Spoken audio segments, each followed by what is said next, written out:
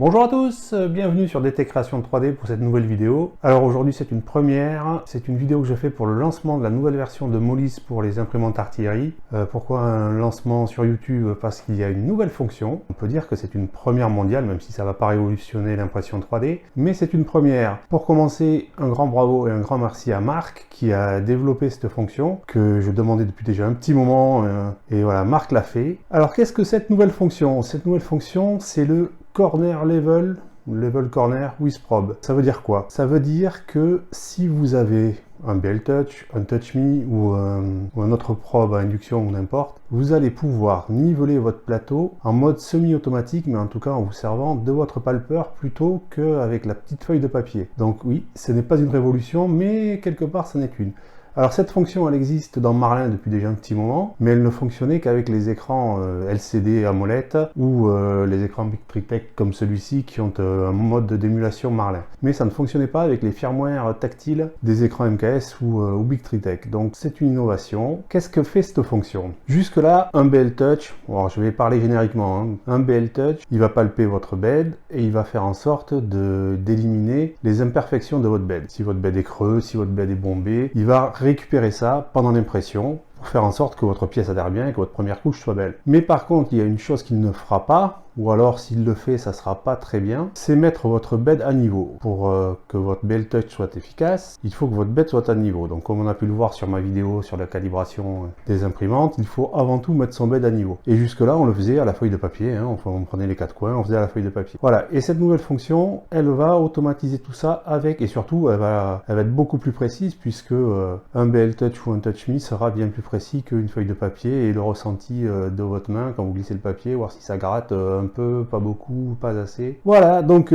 cette nouveauté arrive sur la version de Molis qui sera disponible donc aujourd'hui en même temps que cette vidéo. Et on passe tout de suite sur la Sidewinder X1 juste là derrière pour que je vous montre ça. Allez, c'est parti!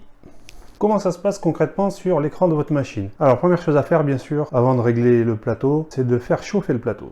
Donc on va le faire chauffer à 60 degrés. Faut le faire à 50, 60, il n'y aura pas un gros écart entre 50 et 60. Donc une fois que votre plateau est chaud, on revient sur le menu mouvement. Donc ce qu'on faisait avant, ce que je vous avais montré sur la première vidéo, c'était leveling. Et donc là, on appuyait sur nos points. Donc le premier point. Donc il faisait un home pour prendre sa mesure de référence. Et donc il allait se placer au premier endroit et on faisait son niveau avec la feuille de papier. Et donc ça c'est du passé. Ce qu'on va faire maintenant, alors uniquement bien entendu pour ceux qui ont un système de palpage. On va dans Bed Level, ABL, et on a une nouvelle fonction ici qui s'appelle L-Corner pour Level Corner. Donc il va faire son home pareil pour avoir sa valeur de référence.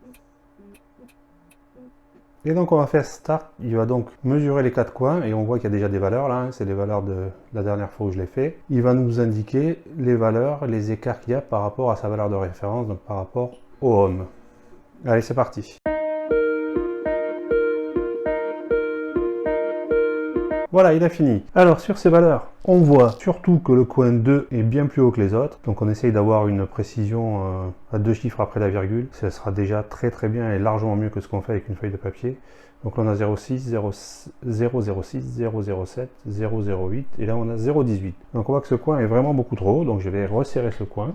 C'est le coin 2, il faut bien se mettre... mon écran il est sur le côté de la machine, mais il faut bien penser qu'on est face à la machine. Donc je resserre celui-là. Je rappuie sur le coin et on est à 0,04, donc j'ai un peu trop serré. Je redesserre un petit peu. Voilà, 0,07. Donc j'ai deux coins à 0,07, un à 0,06 et un à 0,08. Bon, je pourrais le refaire pour être aux petits oignons vraiment exactement pareil, mais là déjà franchement c'est déjà très bien comme ça. Donc une fois que vous avez fait ça, vous n'avez plus qu'à refaire votre ABL avec un Start. Et votre machine est réglée aux petits oignons. Voilà, j'espère que cette nouvelle fonction vous plaît. En tout cas, moi je trouve qu'elle apporte pas mal. Beaucoup de gens galèrent à régler leur plateau et ça va vraiment beaucoup aider. Donc cette nouvelle fonction est disponible dans la nouvelle version de Molis qui sort aujourd'hui, comme je vous ai dit en introduction. Vous aurez le lien dans le descriptif de la vidéo des deux GitHub pour télécharger le firmware de la machine ainsi que le firmware de l'écran TFT. J'espère que cette vidéo vous a plu. N'hésitez pas à partager autour de vous, abonnez-vous et likez si vous avez aimé. À la prochaine, ciao ciao.